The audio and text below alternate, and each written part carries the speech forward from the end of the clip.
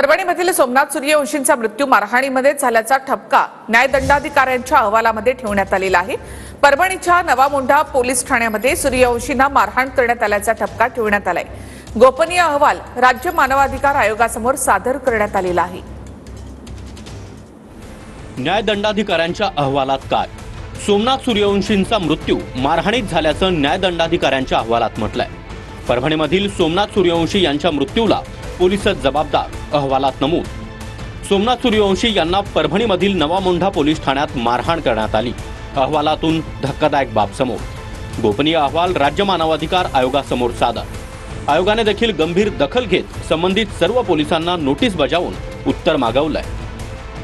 परभणीच्या पोलीस कोठडीमध्ये सोमनाथ सूर्यवंशीची जी हत्या झाली आहे, वारंवार आम्ही तेच सांगतो आहोत ना, पोलिसांच्या मारहाणीत जर त्याची हत्या झाली असेल तर त्याला गृह खातं जबाबदार आहे। गृह खातं जबाबदार असतो तर गृहमंत्री जबाबदार आहे।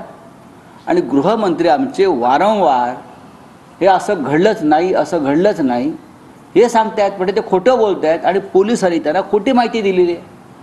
मग याच्यावरती आता कारवाई कोणावरती करायची आहे? स्वतः गृहमंत्री प्रायश्चित घेणार आहेत का? अहवालावर सखोल चर्चा करून जे कोणी याच्यामध्ये दोषी असतील निश्चितपणे त्यांच्यावर कारवाई करण्यात येईल।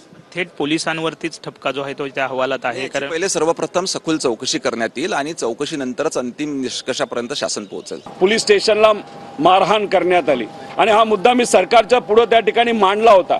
त्या काय होतं की जे लोक सत्तेत आलेत आणि एवढ्या मोठ्या प्रमाणात एवढ्या ताकदीने सत्तेत आलेले आहेत, त्यांना कुठेतरी आता असं वाटतं की आम्हाला कुणी हलवू शकत नाही, जसं ब्रह्मदेव आला तरी आम्हाला हलवू शकत नाही असं काही लोक म्हणतात। त्याच्यामुळे मोठ्या प्रमाणात अहंकार हा सत्तेतल्या काही लोकांमध्ये येतो आणि तोच अहंकार स्टेटमेंटच्या माध्यमातून आपल्या सर्वांना बघायला मिळतो। लोक काय म्हणतात, विरोधक काय म्हणतात याच्याकडे पूर्णपणे दुर्लक्ष करायचं, गोल गोल उत्तर द्यायचं आणि माहितीला वेगळ्या पद्धतीने मांडून दिशाभूल करायचं, एवढंच काम या सरकारच्या माध्यमातून सुरू आहे। निश्चितच सरकारची भूमिका ज्या प्रकार कोणीही दोषी आहे त्याला बेड्या टाकण्याची किंवा त्याच्यावर कारवाई करण्याची भूमिका सरकारची राहणार आहे। या संदर्भात सरकार म्हणजे पोलीस विभागामार्फत चौकशी करून आणि सखोल चौकशी करून जोही दोषी असणार त्याच्यावर कारवाई होणार।